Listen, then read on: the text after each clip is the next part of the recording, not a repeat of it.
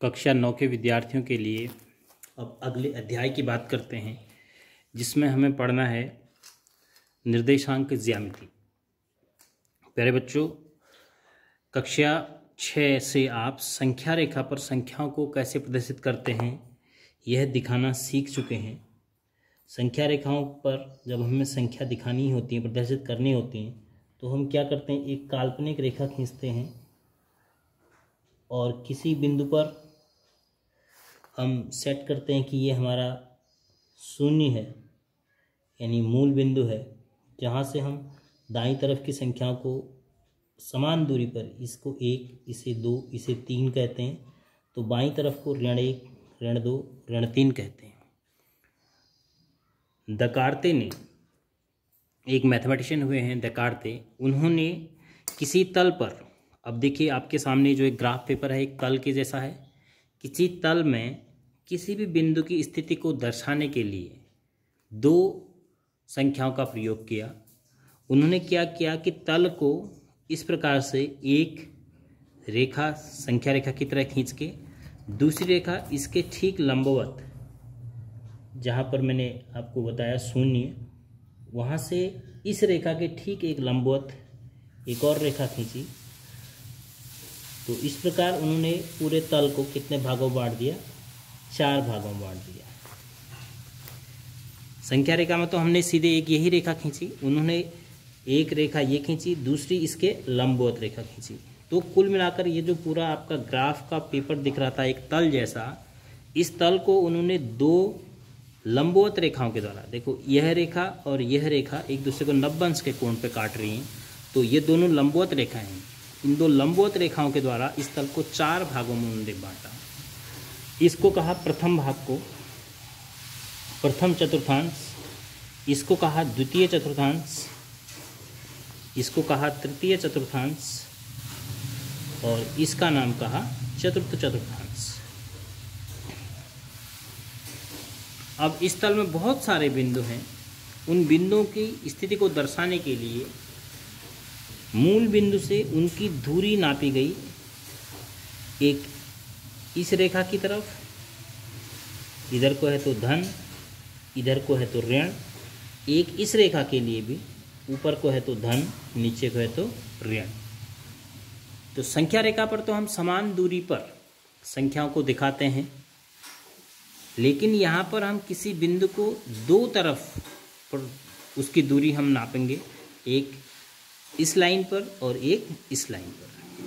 अब पहले मैं आपको बता देता हूँ कि इन दोनों समकोण पर काटने वाली रेखाओं का नाम दिया गया। एक को कहा गया एक्स एक्स, एक्स ये मूल बिंदु है O, और ये एक्स ऋण, तो इसका नाम कहा गया एक्स O एक्स डैश।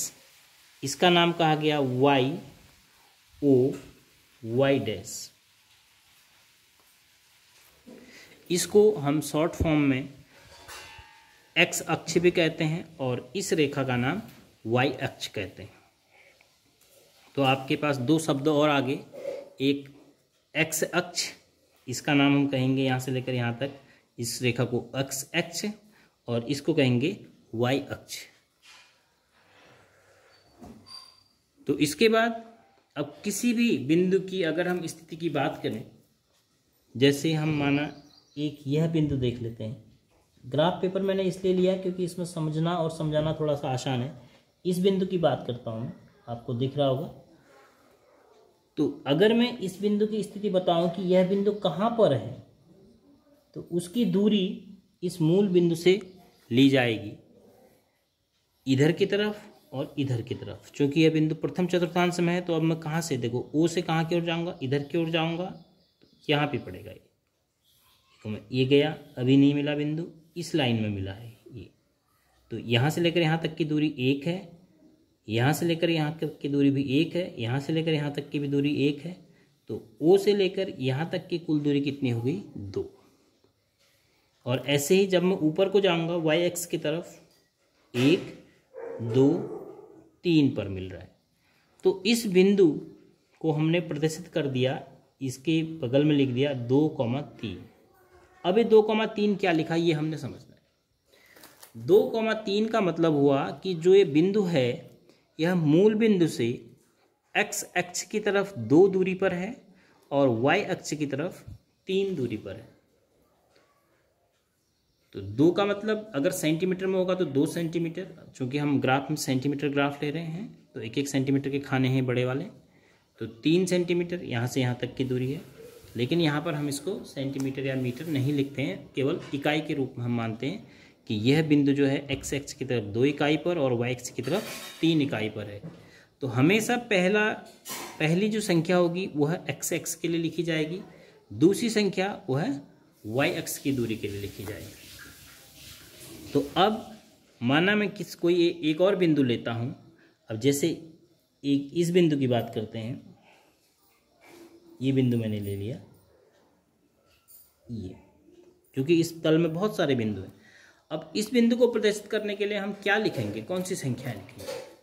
पहले हम x अक्ष की तरफ जाएंगे, ये मूल बिंदु है, मूल बिंदु से हम x अक्ष की तरफ जाएंगे। यहाँ तक पहुँचने में देखो हम कैसे, ये आप पटरी रख लो यहाँ पर, तो 1 2 3 4 में यहाँ पहुँच गए। तो हम इसका पहली संख्या इसके लिए क्या लिखेंगे, 4। अब दूसरा, अब चूंकि हमने देखो y अक्ष में कहाँ को, अब देखो ऊपर को नहीं जाना पड़ रहा है, हमें नीचे को उतरना पड़ रहा है। 1 2 3 4, तो अब हमें नीचे को उतरना पड़ा, इसलिए हम 4 नहीं लिखेंगे, क्या लिखेंगे इसका निर्देशांक, -4। दूसरा निर्देशांक यानी दूसरी संख्या इसको लिखेंगे हम -4।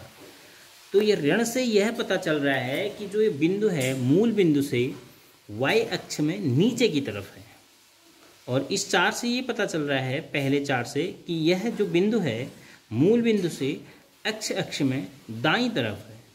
तो मूल बिंदु से दाईं तरफ की दूरियां धनात्मक ली जाएंगी, x अक्ष में बाईं तरफ की दूरियां ऋणात्मक ली जाएंगी। मूल बिंदु से y अक्ष में ऊपर की दूरियां धनात्मक ली जाएंगी और नीचे की दूरियां ऋणात्मक ली जाएंगी। तो इस प्रकार आप देखेंगे कि जो भी आपका पहला चतुर्थांश होगा उसमें सभी बिंदु, कोई भी बिंदु हो, उसके दोनों निर्देशांक धनात्मक ही होंगे। आप कोई भी बिंदु ले लीजिए, अनुमान लगाइए, आप इधर की तरफ जाएंगे मूल बिंदु से दाहिनी ओर धनात्मक, और ऊपर की तरफ जाएंगे तब यहाँ मिलेगा। अब माना मैं इस चतुर्थांश की बात कर रहा हूँ, दूसरे चतुर्थांश की, तो यहाँ पर कोई भी बिंदु होगा, आपको अब शून्य से बाईं तरफ आना पड़ेगा, पीछे की तरफ आना पड़ेगा। तो इसका मतलब हुआ कि इसका जो पहला निर्देशांक होगा वो क्या होगा, ऋणात्मक होगा, और दूसरा निर्देशांक के लिए आपको शून्य से ऊपर की ओर जाना पड़ेगा, तो इसलिए इसके दूसरा निर्देशांक क्या होगा, धनात्मक। और ऐसे ही तीसरे चतुर्थांश में पहला भी ऋणात्मक होगा, दूसरा भी ऋणात्मक होगा, और चौथे में पहला धनात्मक होगा और दूसरा ऋणात्मक होगा। अब हम बात करते हैं कि हम इन निर्देशांकों को क्या कहते हैं। किसी भी बिंदु की मूल बिंदु से x अक्ष की तरफ की दूरी को x निर्देशांक या भुज कहा जाता है। अगर मैं इस बिंदु का नाम a कह दूं और आपसे कहूं कि बताओ a का x निर्देशांक क्या है, तो आप बोलेंगे a का x निर्देशांक 2 है। अगर आपसे ये पूछा जाएगा कि a का भुज क्या है, तब आप बोलेंगे a का भुज 2 है। a की कोटि क्या है, a की कोटि 3 है। तो मूल बिंदु से x अक्ष की तरफ की दूरी को x निर्देशांक कहा जाता है, और मूल बिंदु से y अक्ष की तरफ की दूरी को y निर्देशांक कहा जाता है बिंदु का। और बिंदु के x निर्देशांक का ही दूसरा नाम भुज है और y निर्देशांक का ही नाम कोटि है। तो इस प्रकार से हम प्रथम, द्वितीय, तृतीय और चतुर्थ चतुर्थांशों के बारे में जान रहे हैं, समझ रहे हैं कि किसी भी तल को 2 लंबवत रेखाओं के द्वारा 4 भागों में बांटा जाता है, तो प्रत्येक भाग को एक चतुर्थांश कहा जाता है। क्रम क्या है चतुर्थांशों का, आपने ये ध्यान रखना है, दाएं से ऊपर को पहला चतुर्थांश, दूसरा चतुर्थांश, तीसरा चतुर्थांश और ये चौथा चतुर्थांश। और किसी भी बिंदु की स्थिति को बताने के लिए आपको 2 संख्याओं का पता होना है, और 2 संख्याओं के द्वारा ही किसी भी बिंदु की स्थिति निर्धारित हो जाएगी। माना मेरे से कहा जाता है कि कोई बिंदु 4,3 पर है, मेरे से कहा जाता है कि कोई बिंदु, किसी बिंदु का निर्देशांक क्या है, 4,3 है। तो इसका मतलब मैंने क्या समझना है कि वह बिंदु जो मूल बिंदु से x अक्ष की तरफ 4 इकाई दूरी पर होगा और y अक्ष की तरफ 3 इकाई दूरी पर होगा। अगर मैं उसको दिखाना चाहूँ कि वो कहाँ पर होगा इस तल में, तो मूल बिंदु से मैं पहले 4 जाऊँगा। 4 का मतलब धनात्मक 4 लिखा है, 1 2 3 4 इस लाइन में। और अब y अक्ष में 3 जाऊँगा, मैं धनात्मक लिखा है तो ऊपर को जाऊँगा 1 2 3, तो ये बिंदु होगा आपका 4,3। तो किसी भी तल में आप किसी बिंदु को प्रदर्शित कर सकते हैं, और अगर कोई बिंदु दिया है आपको बता सकते हैं कि वह बिंदु कहाँ पर है।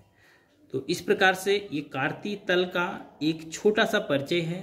आपको इसमें कुछ समझ में आई होंगी चीज़ें, तो आप वो नोट करिए। आपको एक नया शब्द इसमें आपने सुना भुज, एक दूसरा शब्द सुना आपने कोटि, शब्द सुने चतुर्थांश, तो ये आप मेमोराइज कीजिए और अगले वीडियो में मैं फिर इसको आगे कंटिन्यू करूँगा।